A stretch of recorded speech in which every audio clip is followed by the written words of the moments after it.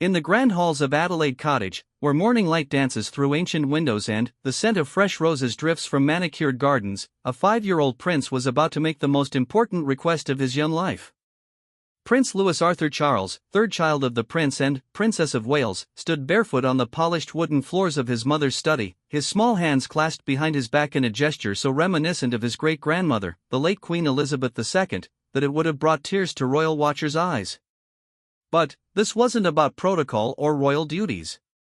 This was about adventure, independence, and a little boy's burning desire to prove he was ready for something bigger than the protected walls of his royal world.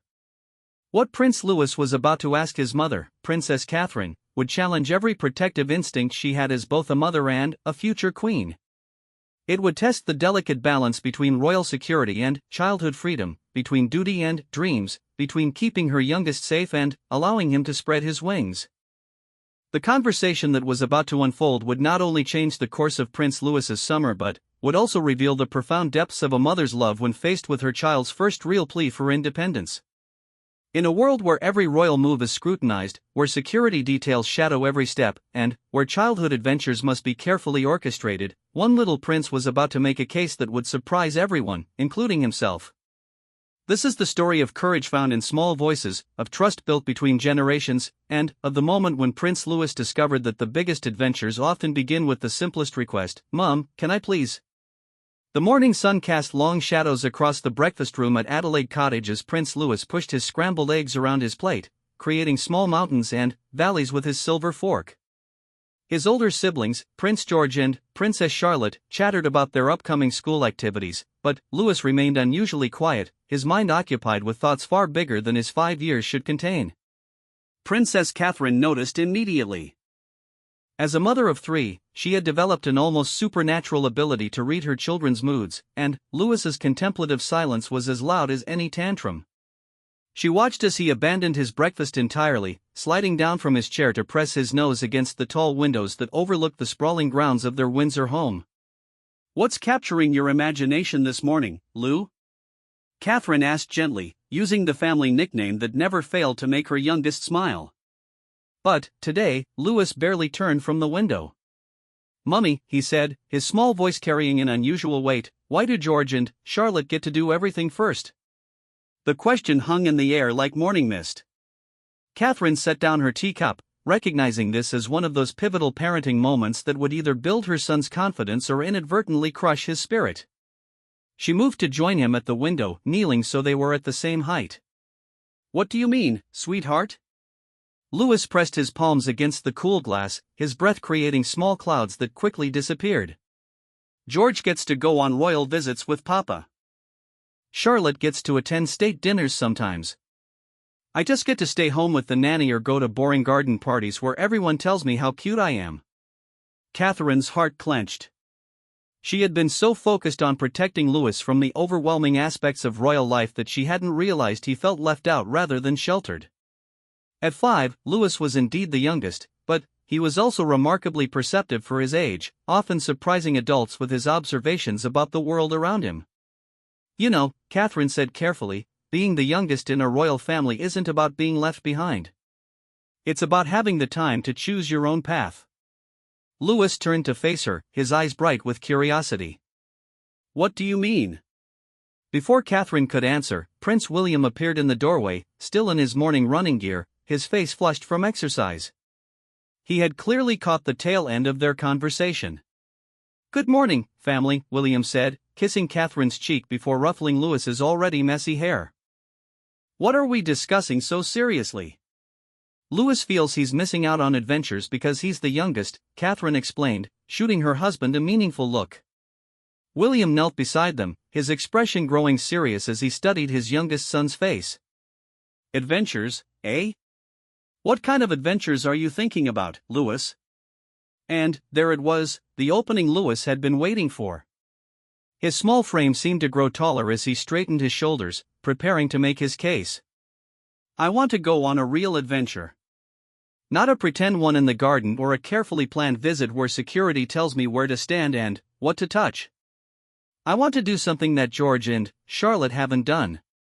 Something that's just mine." The request was so earnest, so filled with a 5-year-old's version of determination, that both parents fell silent. Louis continued, his confidence building. "I've been thinking about it for weeks, Mummy. I know I'm little, but I'm brave. Remember when I climbed the big oak tree last month even though Charlotte said I couldn't? Remember when I helped Papa with the horses even though they're much bigger than me?" Catherine did remember. She remembered, her heart stopping as she watched her fearless youngest scale the ancient tree with the confidence of someone twice his age. She remembered the pride in William's voice as he told her how naturally Louis had handled the horses, showing none of the nervousness that had initially plagued Charlotte. "What exactly are you asking for, Louis?" William asked gently. Louis took a deep breath, as if he had rehearsed this moment many times. "I want to go camping. Real camping. Not in the garden pavilion or at Balmoral with all the servants. I want to sleep under the stars and cook food on a fire and maybe even see some wild animals. Just me and you, Mummy. Or just me and Papa. A proper adventure." The simplicity of the request was what made it so profound. In a world where royal children were typically whisked away to exotic locations with full security details and carefully curated experiences, Louis was asking for something beautifully ordinary yet extraordinarily meaningful, unstructured time in nature with one of his parents. Catherine felt her throat tighten with emotion. Her youngest wasn't asking for a pony or a new toy or even a trip to Disneyland. He was asking for independence, for trust, for the chance to prove himself capable of something real. "Camping," she repeated thoughtfully. "Yes," Louis said eagerly, sensing he had his mother's attention. "I've been reading about it in my adventure books. Did you know that people used to sleep outside all the time before they invented houses? Did you know that you can cook fish right over a fire? Did you know that if you're very quiet, deer might come close enough to touch?" His enthusiasm was infectious, but Catherine's mind was already racing through the complications. Security protocols, press coverage, the logistics of taking a member of the royal family into an uncontrolled environment, it seemed impossible. "Lou," she began carefully, "camping sounds wonderful in theory, but there are so many things we'd need to consider."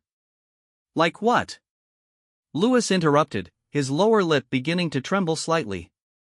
"Like the fact that I'm too little? Like the fact that it might be dangerous? Like the fact that princes don't do normal things?" The last question hit Catherine like a physical blow. In trying to protect her children from the negative aspects of their unique position, had she inadvertently made them feel trapped by it? William cleared his throat. "Louis, come here for a moment." Louis walked over to his father, who lifted him onto his lap. "Being a prince doesn't mean you can't do normal things. It just means we have to be extra careful about how we do them." "But, you know what? Some of my best memories from childhood were the times I got to do ordinary things with extraordinary people, like your mummy and daddy." "So I could go camping?" Louis asked, hope blooming in his voice. Catherine and William exchanged a long look over their son's head. In that silent conversation, they weighed Louis's genuine need for adventure against their parental fears, his desire for independence against the reality of their royal responsibilities. "Tell us more about this camping trip you've been planning," Catherine said finally, settling cross-legged on the floor beside William's chair. Louis's face lit up like Christmas morning. "Well, I thought we could go to the forest part of the Sandringham estate. I know it's still our land, but it feels wild there. We could bring a tent, a real one that we have to put up ourselves. And we could bring fishing rods and try to catch our dinner. And we could tell stories around the fire and look for shooting stars." His detailed planning revealed how seriously he had been considering this adventure. This wasn't a whim or a momentary fancy. Louis had been thinking, dreaming, and preparing for this conversation. "What if it rains?" Catherine asked.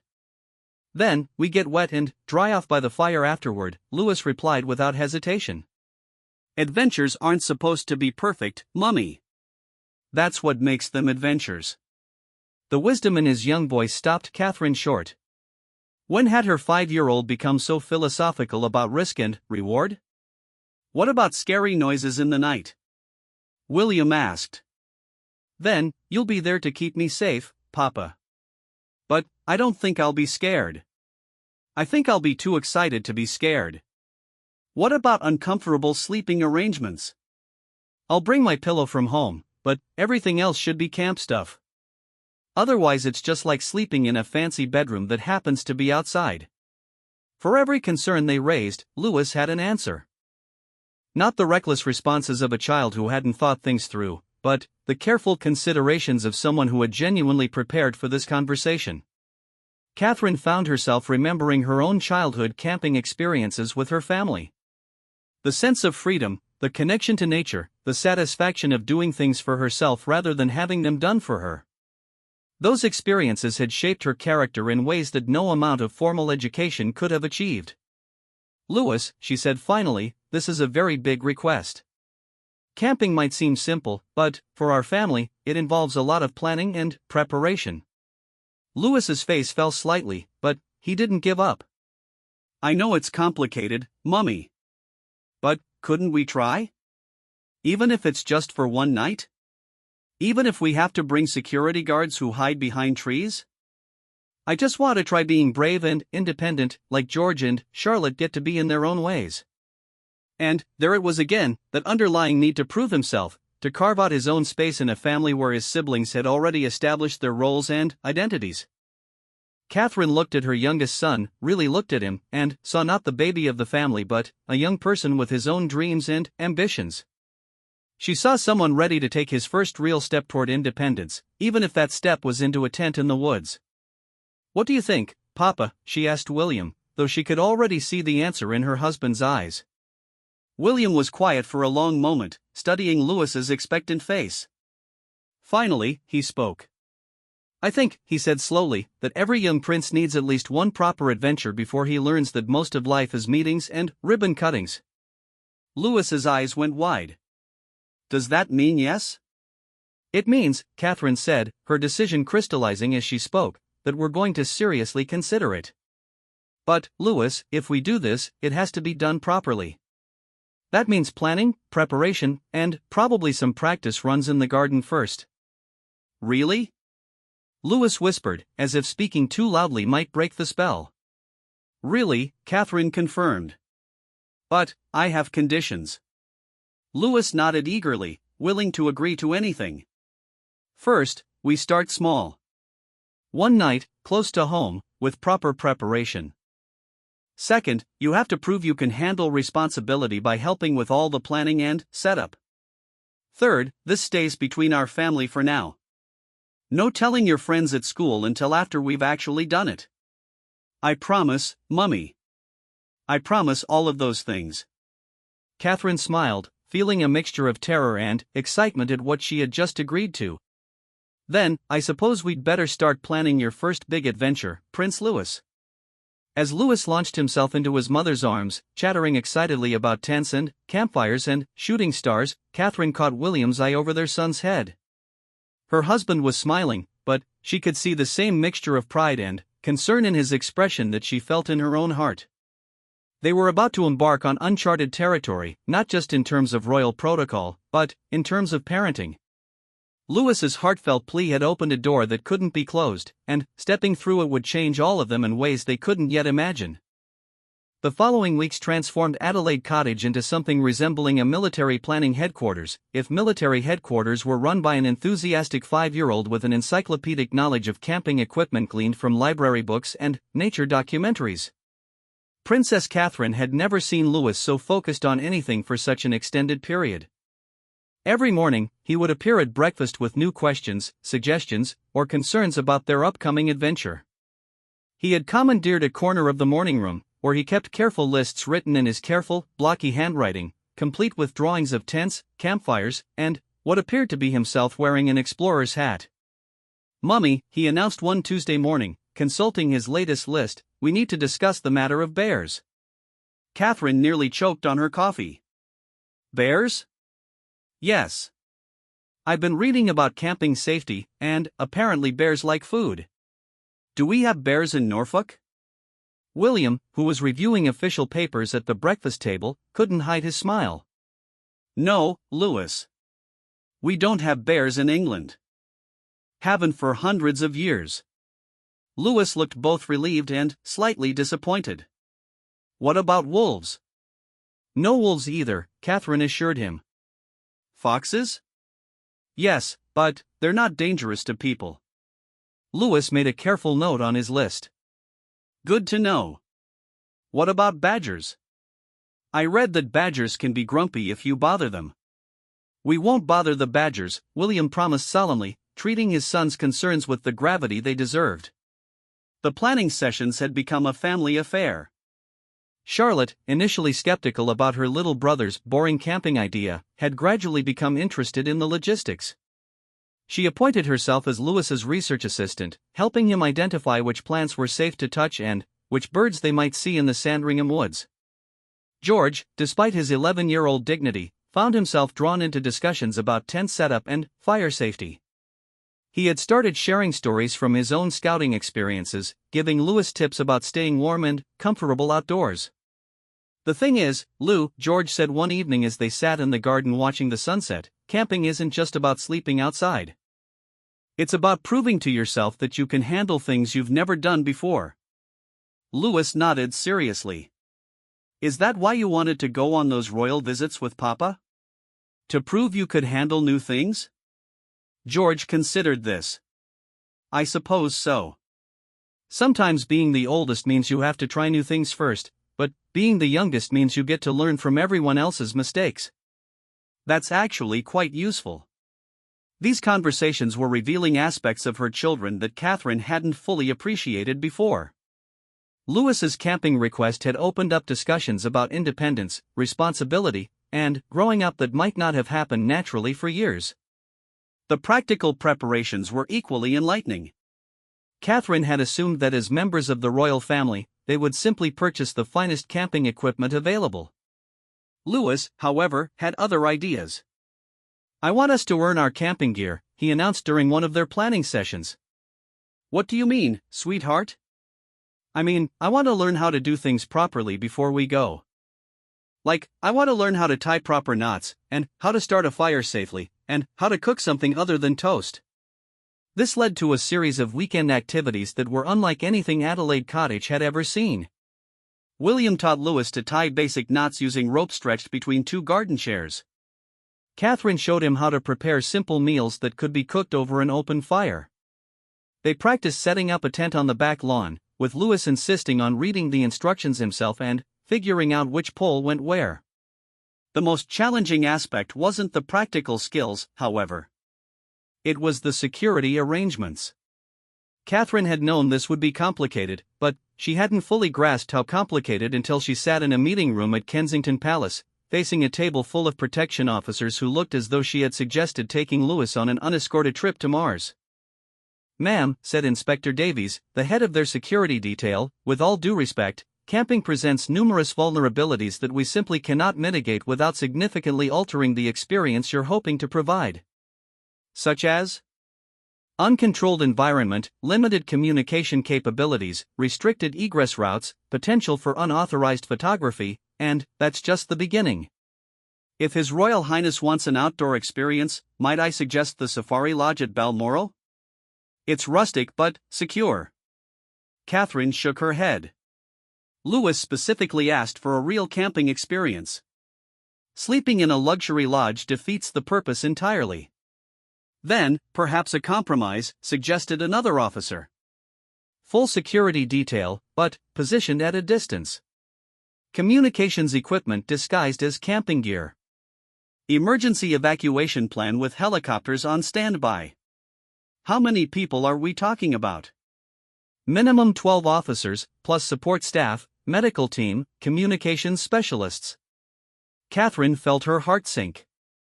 The picture Inspector Davies was painting involved more people than most small weddings. It would be impossible for Louis to feel like he was having a genuine adventure with an army of protectors surrounding him. "What if we stayed on royal property?" she asked. "What if it was just Louis, William, and me, with a minimal security presence positioned well out of sight?" The officers exchanged glances. "Ma'am, we understand the appeal, but we have protocols." The protocols exist to serve the family, not the other way around, Catherine said firmly. If we can't find a way to give a 5-year-old a safe camping experience on his own family's property, then, perhaps we need to reconsider our approach to security. It took 3 more meetings and several phone calls to senior officials before a compromise was reached. The camping trip would take place in a secluded section of the Sandringham estate, with security officers positioned at the perimeter but instructed to remain invisible unless there was an actual emergency. Communication would be maintained through a discreet device disguised as a camping radio. Medical support would be available within minutes but out of sight. Most importantly, it would be just Catherine, William, and Louis. No servants, no staff, no additional family members. Just the 3 of them and the woods. When Catherine told Louis about the final arrangements, his reaction surprised her. "Will the security people be scared, Mummy? Because we're sleeping outside?" "I don't think they'll be scared, sweetheart. They're just doing their job to keep us safe." "But they have to stay outside all night too, just farther away. That's like camping, but without the fun parts." "Maybe we should bring them some hot chocolate." Catherine's heart melted a little more. Even in his excitement about his own adventure, Louis was thinking about the people who would be working to protect him. The weather forecast for their chosen weekend looked perfect: clear skies, mild temperatures, no rain expected. Louis had been checking the weather reports obsessively for days, as if his intense focus could somehow guarantee perfect conditions. 2 days before the camping trip, Louis developed what could only be described as adventure fever. He couldn't sit still during meals, kept checking and rechecking his carefully packed camping bag, and peppered everyone with last-minute questions. "What if I can't sleep?" "Then, you'll lie in your sleeping bag and listen to the night sounds," Catherine assured him. "What if I get cold?" "We'll have extra blankets and warm clothes." "What if I love it so much I want to stay forever?" William laughed. "Then, we'll have to explain to your teachers why you're not coming back to school on Monday." The night before their departure, Louis appeared in his parents' bedroom doorway wearing his pajamas and a serious expression. "Mommy? Papa? I need to tell you something important." Catherine pulled back the covers, inviting him to climb into bed between them. "What is it, love?" "I want to say thank you," Louis said solemnly. "I know this camping trip is making things complicated for everyone. Charlotte told me that George never got to do anything like this when he was 5, and I know there are lots of people who have to work extra hard to make sure we're safe." Catherine felt tears prick her eyes. "Oh, sweetheart. But I really needed this," Louis continued. "I needed to know that I'm brave enough to do something big. Not just big for a 5-year-old, but actually big. And I needed to know that you and Papa trust me enough to let me try." William reached over to ruffle his son's hair. "Louis, you've already proven how brave and responsible you are just by planning this so carefully. The camping trip is just the fun part. Do you really think I'm ready for this?" Louis asked, a hint of nervousness finally creeping into his voice. Catherine gathered him closer. "I think you've been ready for adventure for a while now. We're the ones who needed time to catch up." That night, Louis slept between his parents, one small hand clutching his father's arm and the other holding his mother's hand. In the morning, he would wake up and begin his first real adventure. But, for now, he was simply their youngest child, safe and loved and dreaming of campfires and shooting stars. Outside their window, the moon cast silver shadows across the gardens of Adelaide Cottage, and, somewhere in those shadows, security officers were already beginning their own preparations for a camping trip unlike any they had ever supervised. In less than 24 hours, Prince Louis would discover whether the adventure he had dreamed of would live up to his careful planning and boundless hopes. Catherine lay awake long after her husband and son had fallen asleep, alternating between excitement and terror at what they were about to attempt. Tomorrow would test not just Louis's readiness for independence, but her own ability to let him grow beyond the safe boundary she had constructed around all her children. The camping trip had started as Louis's dream, but it had become something much more significant, a family's first tentative step toward acknowledging that even princes need the freedom to take risks, to prove themselves, and to discover who they are when no one is watching except the stars. The morning of the camping adventure dawned crisp and clear, with the kind of golden sunlight that seemed to promise perfect weather ahead. Prince Louis was awake before his alarm, sitting cross-legged on his bedroom floor with his camping checklist spread before him, methodically going through his packed bag one final time. Sleeping bag, check. Warm jumper, check. Torch with extra batteries, check. My special camping mug that George gave me, check. Catherine found him there when she came to wake him, already dressed in his carefully chosen camping outfit, sturdy trousers, a comfortable shirt, and the hiking boots they had bought specifically for this adventure. "Ready, explorer?" she asked, sitting beside him on the floor. Louis looked up at her with eyes bright with excitement and just a hint of nervous anticipation. "Mummy, I keep thinking I'm going to wake up and find out this is all a dream." "It's not a dream, sweetheart. Today is really happening." After breakfast, the family gathered in the courtyard where their vehicle was loaded with camping supplies. George and Charlotte had been surprisingly emotional about their little brother's adventure, both offering last-minute advice and making him promise to tell them everything when he returned. "Remember," Charlotte said, adjusting Louis's backpack straps, "if you see any interesting birds, try to remember what they look like so you can tell me about them." George handed Louis a small notebook. "Write down anything important that happens. Papa always says that adventures are twice as good when you can remember them properly later." William appeared carrying the tent bag, looking more relaxed than Catherine had seen him in months. "Right then, Prince Louis. Are you ready for your first real camping expedition?" "Yes, Papa.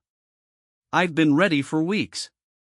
The drive to Sandringham took just over an hour, during which Louis peppered his parents with questions about everything from wildlife safety to campfire cooking techniques. His excitement was infectious, and, by the time they arrived at the estate, even Catherine felt her nervousness giving way to genuine anticipation. Their destination was a clearing deep in the woods, accessible only by a narrow track that wound through ancient oak and beech trees. Catherine had visited this spot once before, years ago, but she had forgotten how peaceful it felt, how completely removed from the outside world. "This is perfect," Louis breathed as they climbed out of the car. "It's like a secret forest hideout." The clearing was indeed magical. Surrounded by towering trees, with a small stream running along one edge and a natural fire pit in the center, it felt like something from a storybook.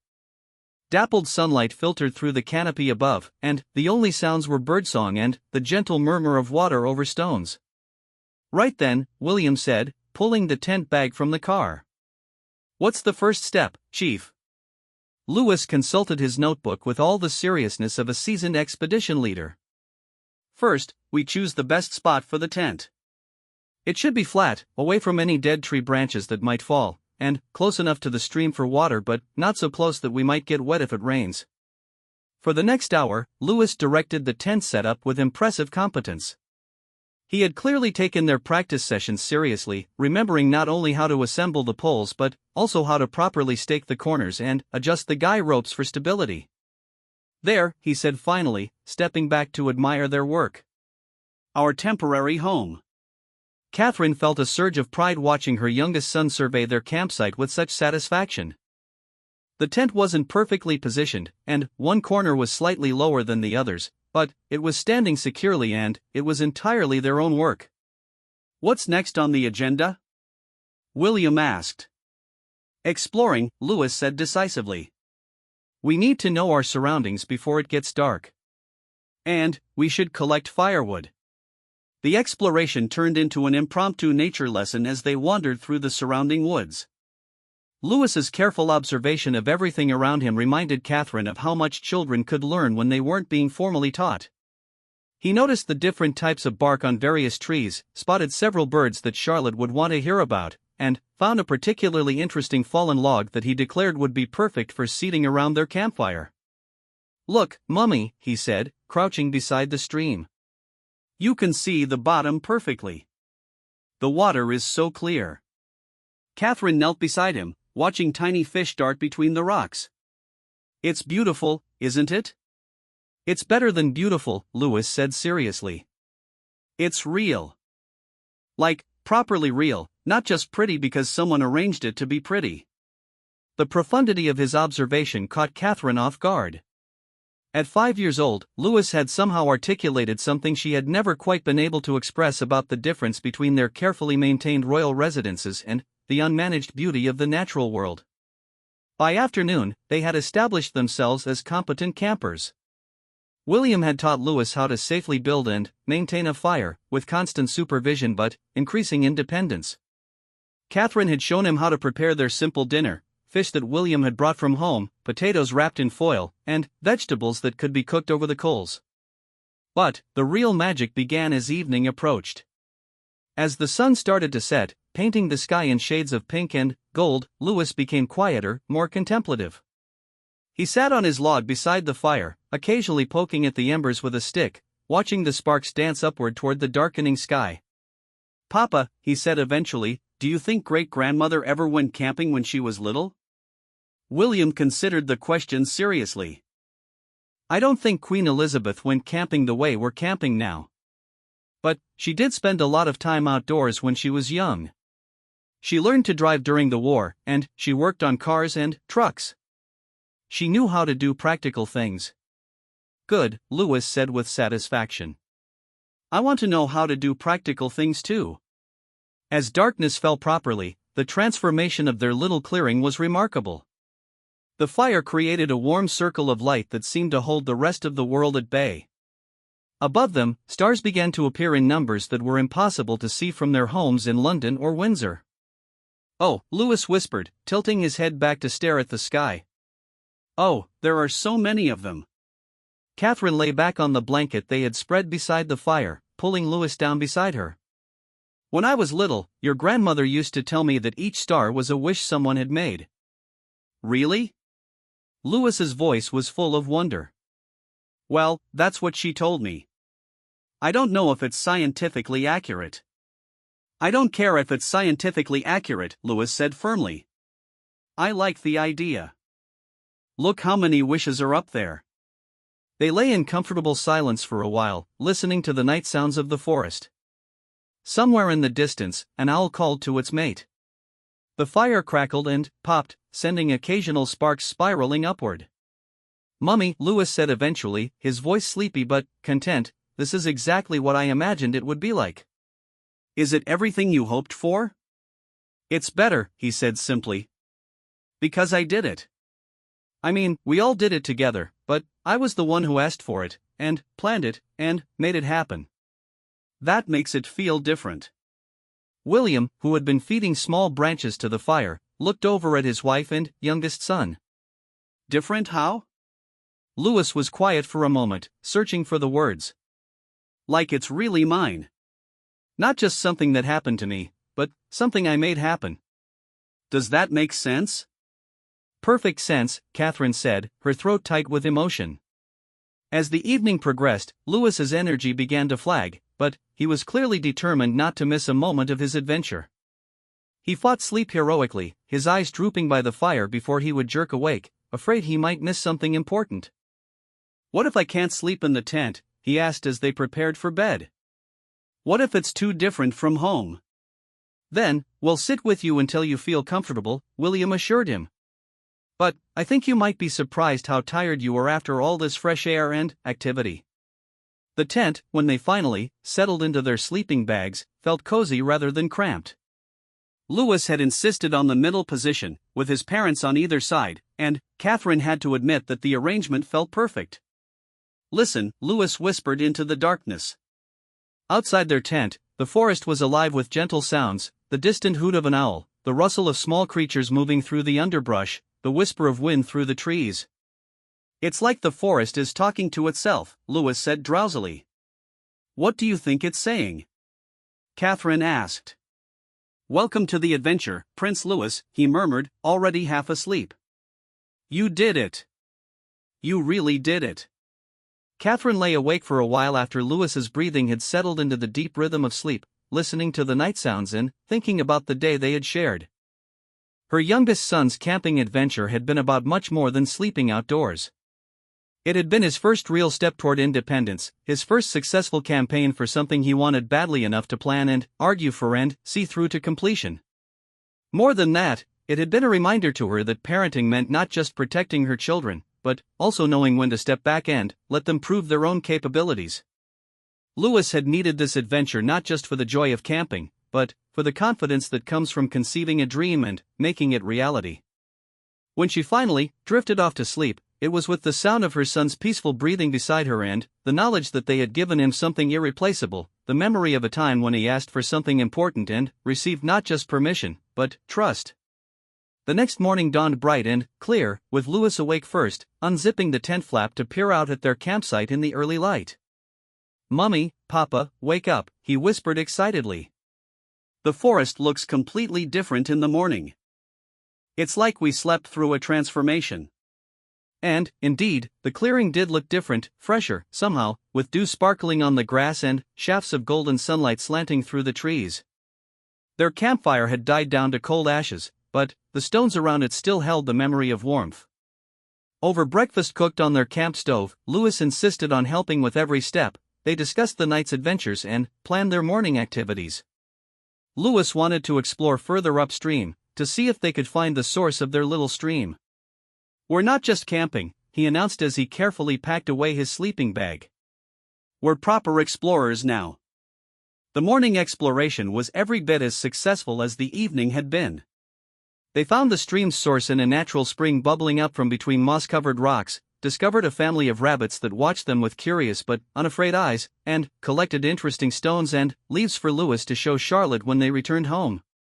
But it was during the packing up process that the most significant moment occurred.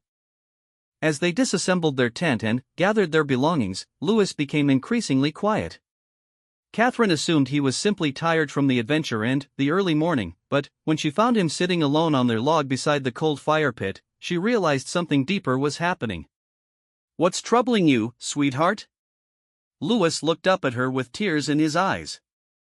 "I don't want it to be over, Mummy. I don't want to go back to being just the little prince who stays home while everyone else has adventures."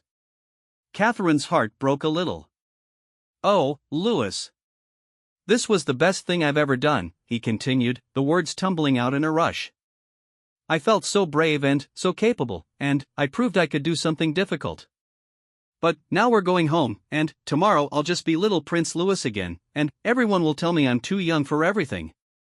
Catherine sat beside him on the log, pulling him close. "Sweetheart, going home doesn't erase what you've accomplished here. You'll always be the prince who convinced his parents to take him camping. You'll always be the 5-year-old who planned his own adventure and carried it through successfully. But will there be other adventures? Real ones?" Before Catherine could answer, William joined them, sitting on Lewis's other side. "Lewis," he said gently, "do you know what the most important thing about adventures is?" Lewis shook his head. "It's not the adventure itself. It's what the adventure teaches you about yourself. And what this adventure has taught us about you is that you're ready for much more than we realized." Lewis looked up hopefully. "Does that mean there will be more adventures?" Catherine and William exchanged a look over their son's head. "It means," Catherine said carefully, "that this is just the beginning. You've proven you can handle responsibility and independence. That opens doors to all sorts of possibilities." "Like what?" "Well," William said thoughtfully, "there's camping in other places. There's hiking and exploring and learning outdoor skills. There are adventures that Charlotte and George never had when they were your age, because we didn't know 5-year-olds could be as capable as you've shown yourself to be." Lewis's tears dried as quickly as they had appeared. "Really?" "Really," Catherine confirmed. "But each adventure has to be earned, just like you earned this one. By showing you're responsible, by planning carefully, by proving you can handle whatever challenges come up." "I can do that," Lewis said with complete confidence. "I'm good at planning and being responsible." As they finished packing and prepared to leave their magical clearing, Lewis took one last look around. "Thank you," he said to the forest in general. "Thank you for being the place where I learned I was braver than I thought." The drive home was filled with Lewis's chatter about everything they had seen and done, all the things he wanted to tell his siblings, all the ways this adventure had exceeded his expectations. But Catherine noticed that mixed in with the excitement was a new quality, a quiet confidence that hadn't been there before. When they arrived back at Adelaide Cottage, George and Charlotte were waiting in the courtyard, eager to hear about their brother's adventure. As Louis regaled them with stories of campfires and shooting stars, of morning mist and rabbits and the perfectly clear stream, Catherine saw something she hadn't expected. Her older children weren't just being polite about their little brother's camping trip. They were genuinely interested, even a little envious. Louis had done something they hadn't done, experienced something uniquely his own, and they respected him for it. "So what's your next adventure going to be?" Charlotte asked. Louis grinned. "I'm thinking about learning to kayak. Or maybe rock climbing. Or possibly both." Catherine felt a moment of parental panic, but it was quickly replaced by something else: pride in the confident, capable young person her youngest was becoming. That evening, as she tucked Louis into his own bed for the first time in days, he was still glowing with the satisfaction of his successful adventure. "Mummy," he said sleepily, "I know I'm still the youngest, and I know I still have lots to learn. But I don't feel like the baby of the family anymore." "What do you feel like?" "I feel like Prince Louis who goes on adventures," he said with satisfaction. "And that's exactly who I wanted to be." As Catherine turned off his light and closed his door, she realized that Louis's heartfelt plea for his first big adventure had accomplished exactly what he had hoped it would. He had proven to himself, and to everyone else, that he was capable of more than anyone had imagined. But, more than that, he had reminded his entire family that growing up isn't about reaching a certain age or achieving specific milestones. It's about having the courage to ask for what you need, the determination to see it through, and the wisdom to recognize that every ending is also a beginning. Prince Louis's first camping adventure was over, but his journey toward independence had only just begun.